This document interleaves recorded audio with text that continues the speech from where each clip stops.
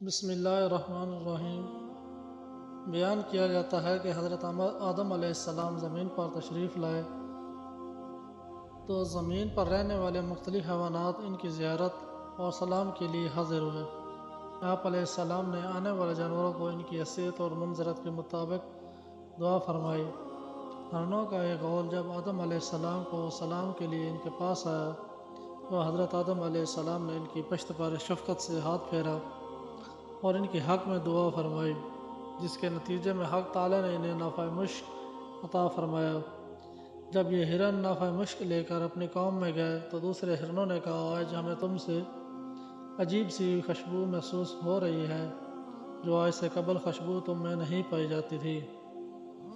یہ خوشبو کہاں سے لائے ہو؟ ہرنوں نے کہا، ہم خدا کے بندے حضرت آدم علیہ السلام کی زیارت کے لیے گئے تھے۔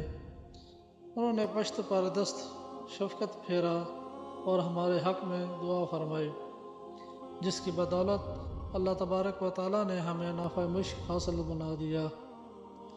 جب دوسری ہرنوں نے یہ سنا تو انہوں نے کہا، ہم بھی آدم علیہ السلام کے پاس نافع مشق حاصل کرنے کو جاتے ہیں۔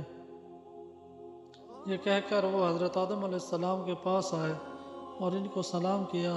حضرت آدم علیہ السلام نے اس کی پشت پر شفقت کا ہاتھ پھیرا اور ان کے لیے دعا فرمائی، مگر ان میں وہ خوشبو پیدا نہ ہوئی۔ انہوں نے واپس آ کر ہرنوں کو پہلی ٹولی سے کہا، ہم نے بھی آدم علیہ السلام کی زیارت کی، انہوں نے ہماری پشت پر دست شفقت پھیرا اور دعا بھی کی، مگر ہمارے اندر وہ خوشبو پیدا نہیں ہوئی جو تمہارے اندر ہے۔ تو دوسرے ہرنوں نے جواب دیا، ہماری اور تمہاری نیت میں فرق تھا۔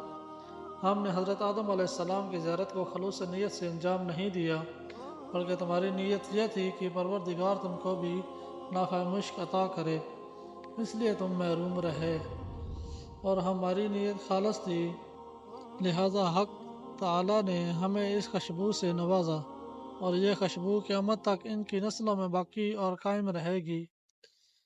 بس جو بھی اپنے عمل کو خلوص نیت سے اللہ کے لیے انجام دے گا تو اس کے آثار اور برکات اس کے لیے اور اسی طرح اس کے لیے لواحقین کے لیے روز قیامت تک قائم رہیں گے۔